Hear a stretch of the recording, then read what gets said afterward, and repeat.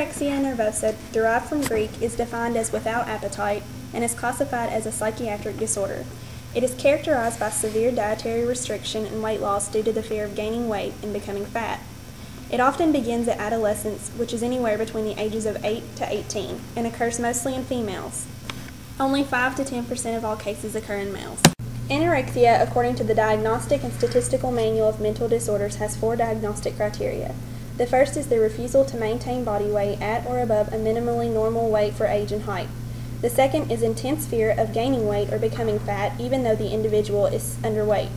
The third is distorted body image or shape that is experienced and denial of seriousness of current low body weight.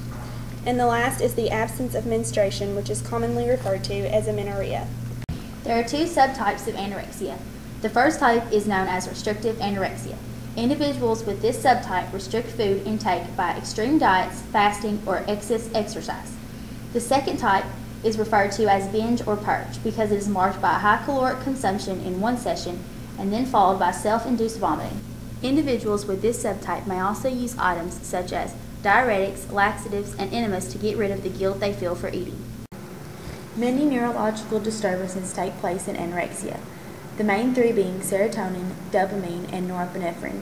Serotonin is a neurotransmitter responsible for feeding behavior, appetite, impulsiveness, depression, and anxiety. There is a small amount of serotonin located in the brain that plays a major role in altering the behavior and neurochemical activity associated with anorexia nervosa. Serotonin is used widely as a target for many pharmacological treatments such as selective serotonin reuptake inhibitors. The signs and symptoms of anorexia include anxious, obsessional, and perfectionistic thoughts, dry, cracking skin, brittle nails, hair loss, the formation of lanugo, which are fine hairs present in the malnourished, and they appear on the cheeks, neck, and forearms, a bluish tinge to the hands and feet. They may have trouble sitting or laying down, dental problems, lowered body temperature, low blood sugar, and lack of energy. Other common symptoms of anorexia include rapid extreme weight loss, frequently checking weight on scales, wearing baggy or oversized clothes, constantly looking for flaws, hides food, cuts it into small pieces, or constantly excuses meals, reads diet books, obsessed with the amount of calories in a food, disappears, or uses the bathroom after meals. Risk factors and complications of anorexia include menstruation stops, heart rate, brain function slow down due to lack of nutrients, thyroid function slows, fluid and electrolyte imbalance, muscle weakness, abdominal weakness, drowsiness, dizziness, infertility, irregular heartbeat, nervous irritability, and swelling joints. In most severe cases, death can occur from kidney failure, heart failure, and osteoporosis. Anorexia is very difficult to treat because most patients do not even consider themselves ill.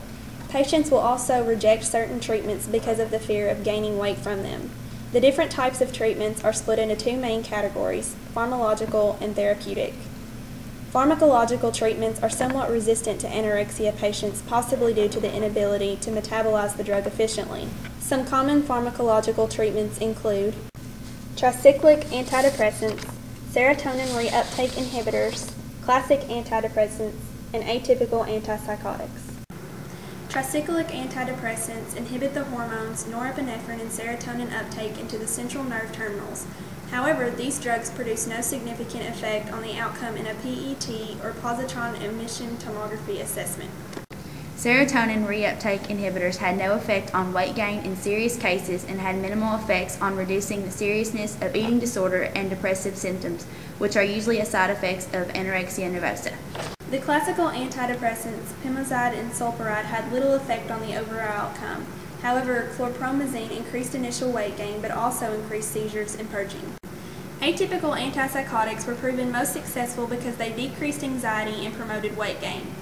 Overall, the most effective pharmacological method for treating anorexia is through atypical antipsychotics. These drugs, which target combined serotonin and dopamine systems, have proved most effective in promoting weight gain and easing mood disorders. There are many different types of therapeutic treatments for anorexia, mainly because the treatment needs of different patients can vary.